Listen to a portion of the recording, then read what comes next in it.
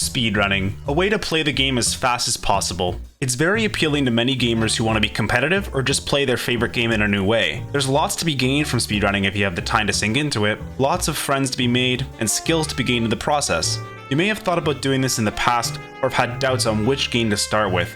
But thankfully, even though some may have a negative view on this particular franchise and playing it fast, I'm here to shed a spotlight on it. Today we're going to be talking about my favorite series Pokemon and what I think are the best speed games out of the bunch that a beginner can start with. I'd like to mention that these are all glitchless categories as well, just so we can keep it as simple and to the point as possible. The video is intended for people who have an understanding of what Pokemon speedrunning is all about too.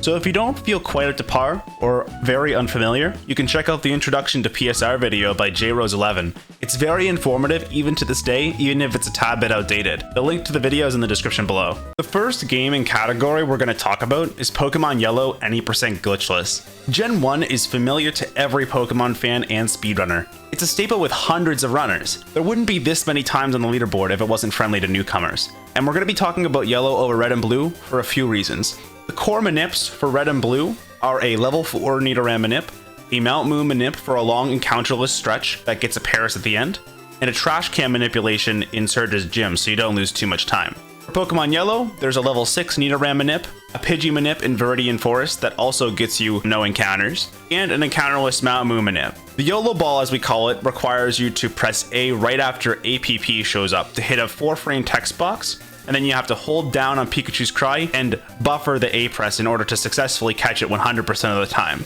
Then in Viridian Forest, you go through half of the forest with no encounters, and you end up getting a Pidgey with only 8 A presses. Moomanip may seem a little daunting to beginners since you need to press A on 31 different tiles, but while there is a learning curve, practice makes perfect. There are no start flashes and you don't need to catch Paris in Yellow. Even if you mess it up on your first couple runs, you're going to get consistent with it over time. Now when it comes to the route, it used to be more optimal to use Blizzard, but now Ice Beam is the main route that everyone uses. This is better because Ice Beam has 100% accuracy and more PP, and it makes a few of the fights you utilize on it very safe. The main reset points of Yellow are the early game for good RNG, the manips if you mess them up, Koga, Blaine, Lance, and Champion. You would have a much harder time going through Red and Blue because the route is just a little bit more technical, it utilizes red bar, and your runs die a lot more. While the menuing and manips take practice, the run is very rewarding and a great way to experience retro Pokemon in a speedrunning environment. Next up on the retro runs is Pokemon Gold Any% Glitchless. Gen 2 and its remakes are unique in that they're the only runs where you collect all 16 badges. Playing Gen 2 is going to be a lot better for you if you have speedrun Gen 1 first, but it's also a very good starting point as well. Lots of the mechanics from Gen 1 transfer over. You want to have a feel for the small frame windows to succeed with the manips involved with speedrunning Pokemon Gold. Totodile manip along with the rest aren't required, but these manips will be needed if you want a top time. In Gold, there are a few more manips than Yellow, those being Lottery Trainer ID manip, Totodile, Route 29, Bugcatcher Dawn, who's a spinner that you don't want to hit, and Sandshrew for using Cut. These manips can all be found on YouTube and in the PSR Discord, as well as anything else mentioned in this video. The main scary points in this run are Bugsy, Rival 2, Whitney, and Chuck.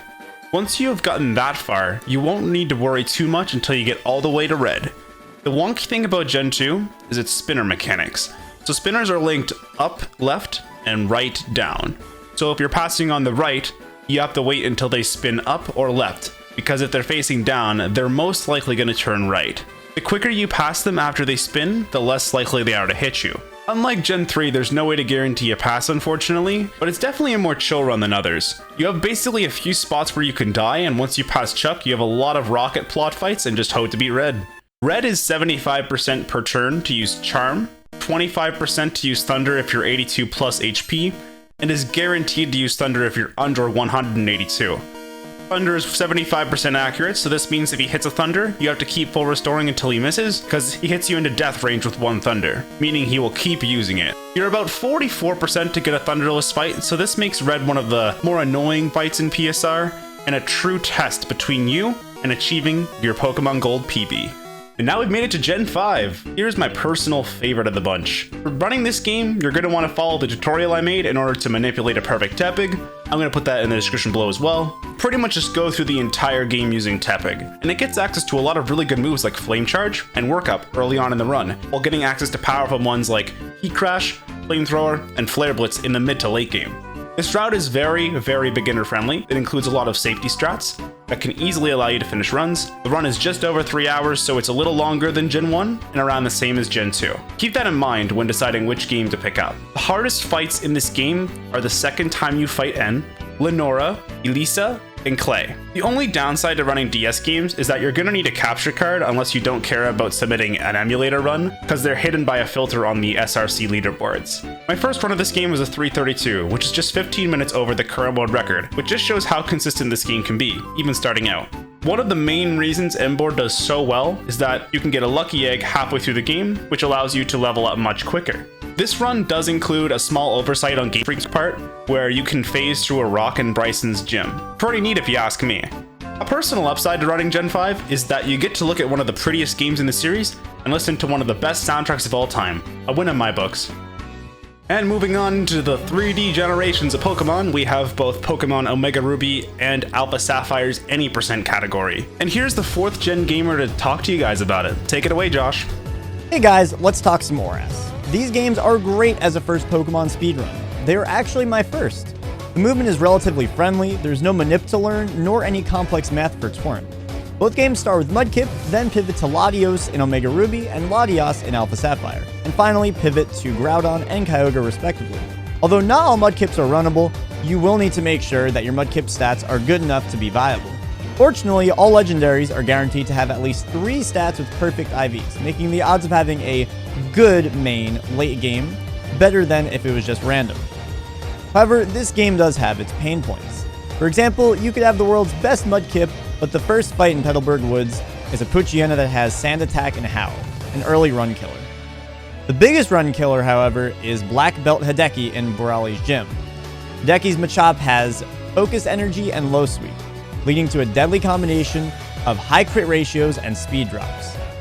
Between both versions, Pokemon Omega Ruby is a safer game to run, mainly because Latios has higher offensive stats than Latias, and because you don't have to struggle with the chance of getting sheer colded by Glacia, an issue exclusive to Alpha Sapphire. Fortunately, there's a beginner route of Pokemon Alpha Sapphire that makes Hideki and Glacia more safe. I would highly recommend trying out this beginner run to dive into these games, even if they are a bit slower. Overall, if you're looking for a fun game to start with, Pokemon ORAS is a wonderful choice. These games have satisfying movement, some fun mains, and are especially a great gateway into other Gen 6 Plus speedruns.